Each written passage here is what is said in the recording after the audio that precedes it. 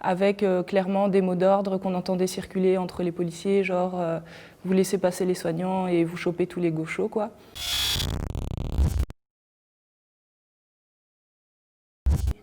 Eh ben, je m'appelle Adèle, je travaille comme sage-femme dans un hôpital public bruxellois. Je fais partie d'un collectif qui s'appelle La Santé en lutte, qui existe depuis plus d'1 an et demi maintenant.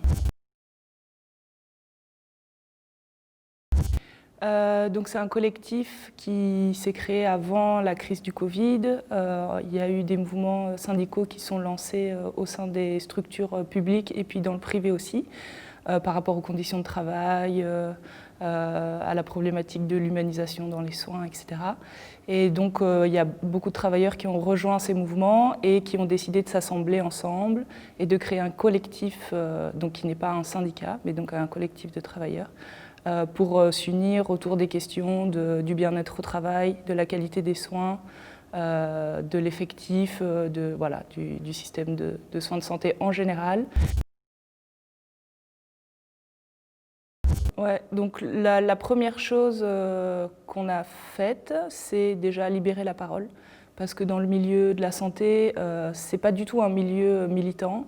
Et donc, déjà, voilà, c'est un peu semer des petites graines chez les travailleurs de la santé et leur faire comprendre en fait qu'ils ont le droit à la parole. Donc, c'est ce qu'on a fait d'abord avec ce collectif. Puis, on a dénoncé beaucoup, et d'autant plus pendant la crise du Covid, les manquements de l'État. Donc, on a été un organe un peu de dénonciation, de référence en termes de ce qui se passait dans la santé. Et puis après, on s'est voulu mobilisateur. Ça s'est vu avec la manifestation qu'on a formée. Et maintenant, ce qu'on aimerait bien, c'est s'organiser. Donc plus, voilà, comment organiser des luttes de terrain, comment gagner des combats. Et ça, c'est ce qu'on est en train de construire maintenant. Donc clairement, nous, avec notre mouvement, on demande un refinancement, mais plus qu'un refinancement, ce qu'on demande, c'est une restructuration des soins de santé, une nouvelle façon de penser les soins. Et donc, effectivement, on ne pense pas que juste en ayant des sous, on va changer les choses. Donc oui, nous, on s'oppose vraiment à cette vision marchande, capitaliste du soin, qui est vraiment une marchandise. Et donc, nous, les travailleurs de la santé, on est un peu comme dans une usine, on doit produire du soin pour que ça rapporte de l'argent. Donc nous, on est tout à fait contre cette vision-là de la santé et du monde en général. Moi, je me suis clairement mis en lutte parce que mes conditions de travail ne me satisfaisaient pas. Les conditions de travail des gens qui travaillent avec moi ne me satisfaisaient pas non plus. La manière dont je pouvais soigner les gens, je n'étais pas satisfaite avec les moyens que j'avais. Et d'une manière plus globale, l'accès aux soins, pour moi, n'était pas respecté pour tous. Alors on n'a pas de forme d'action définie, c'est-à-dire qu'on est un collectif, donc on décide des choses en concertation, on fait des assemblées générales aussi. Et donc il y a la manifestation. On aimerait bien aboutir à une grève parce qu'on a l'impression que ça pourrait vraiment avoir un impact plus global et plus direct, mais pour ça il nous faut le soutien des syndicats, donc on est aussi toujours en collaboration avec eux. Mais nous, en tant que collectif, on ne peut pas déposer un préavis de grève en notre nom, mais on peut le proposer aux syndicats. On veut développer aussi les formes d'action directes et récurrentes pour avoir des actions répétitives et pour dire qu'on ne lâchera pas l'affaire tant que sur le terrain on ne verra pas plus d'effectifs, plus d'humanisation au niveau des soins et aussi un refinancement de la santé dans sa globalité. Et donc toutes nos actions, on va dire, ou nos actions futures, on les décide en concertation et elles peuvent prendre plein de formes diverses. On n'est pas fermé, quoi. Et peut-être des grèves efficaces, justement. C'est ça qui manque. On a besoin de grèves où il y a au moins 90% des gens qui participent. C'est ça qui va faire un changement. Effectivement, si on fait une grève et qu'il y a 10% des travailleurs qui participent, ça n'a pas beaucoup d'effet. À l'inverse, si on arrive à mobiliser massivement, et c'est ce qu'on pense qu'on peut un jour arriver à faire, je pense qu'on peut avoir de réels changements, oui. Donc pour la manifestation de septembre, déjà on devait la faire en mars et puis il y a eu le Covid, donc elle a été reportée. Puis au départ on n'a pas reçu l'autorisation. Puis on a essayé de mettre des petits coups de pression en écrivant une lettre à clause notamment, etc., en faisant signer par des collectifs, par les travailleurs de la santé.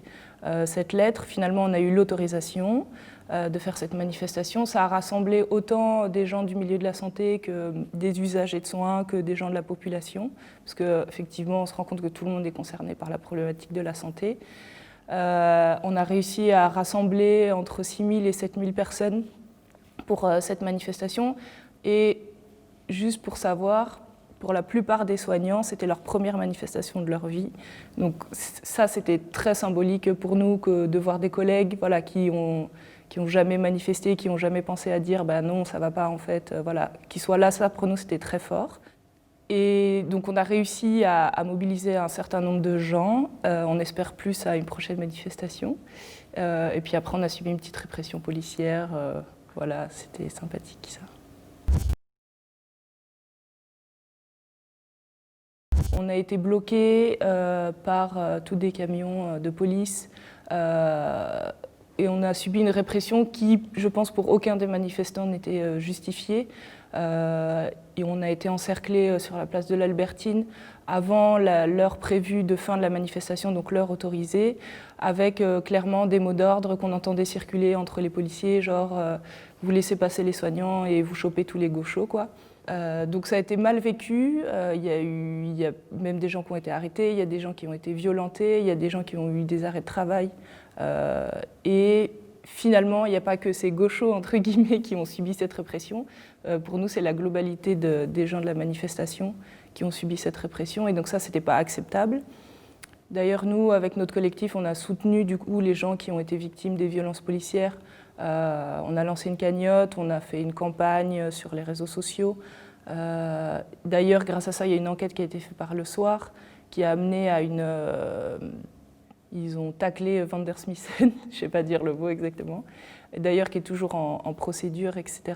Et donc ça nous a montré aussi que le fait de s'unir, de ne pas être chacun de son côté et de dire oui, bon, ça ne nous concerne pas, on ne sait pas, nanani, etc., qu'en fait ça peut avoir des bons effets et des effets positifs en termes de justice et de droits sociaux.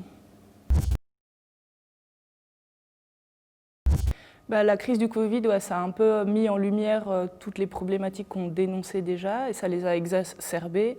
Donc ça nous a confirmé aussi dans le fait que notre système, il n'était pas fait déjà pour gérer des crises, il était déjà défaillant en temps normal et qu'il fallait donc lutter, d'autant plus lutter pour nos conditions de travail et pour la qualité des soins.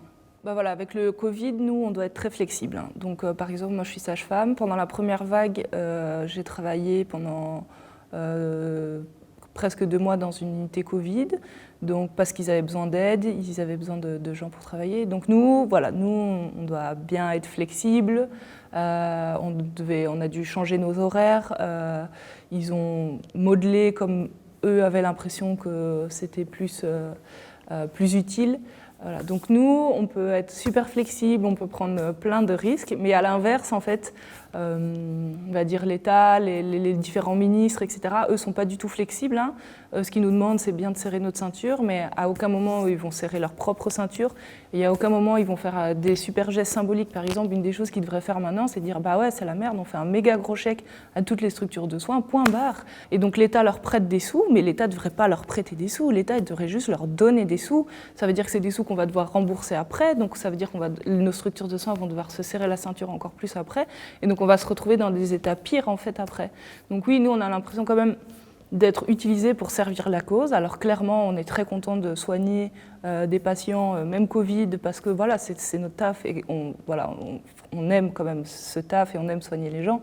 Mais il ne faut pas trop nous prendre pour des cons et il faut qu'eux se montrent un peu plus de flexibilité et de souplesse en retour, quoi. Le premier conseil que je pourrais donner à quelqu'un qui a envie de se mettre en lutte autour de la problématique de la santé, c'est déjà de nous contacter. Je pense qu'il faut s'organiser. Alors c'est facile à dire comme ça, mais il ne faut pas simplement se mobiliser, il faut aussi s'organiser pour avoir des combats qui payent. Je pense qu'il faut essayer d'avoir de moins en moins peur de libérer sa parole. Nous, on l'a fait par exemple au sein de notre hôpital, on a demandé plus d'effectifs pour mon équipe. Et puis clairement, la réponse qu'on a eue, c'était nos enveloppes sont fermées, on n'a pas assez d'argent, on n'a pas assez d'argent. Grâce aux grèves qui avaient été menées dans le milieu public, nous, au moment des grèves, on a fermé 2 ou 3 salles de naissance. Et je pense que ça a ajouté un coup de pression à la direction. Et quand on est sorti de la première vague, on a obtenu des effectifs en plus. Donc je pense qu'il faut se tourner vers les exemples qui fonctionnent.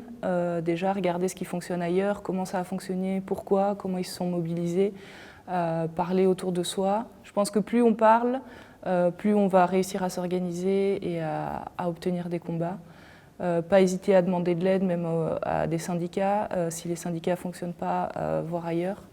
Voilà, il ne faut pas avoir peur. Je pense qu'on est de plus en plus nombreux à se mobiliser autour de cette problématique.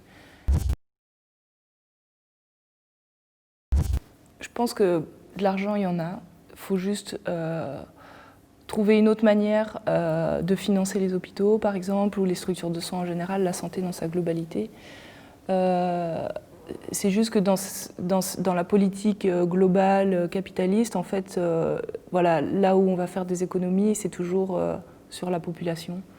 Donc je pense qu'il faut voir un peu plus haut. Je pense qu'il y a des structures très très riches, il y a des choses qui rapportent beaucoup d'argent. Il faut peut-être aller un peu regarder de ce côté-là, en fait, pour financer des choses vitales qui sont par exemple la santé.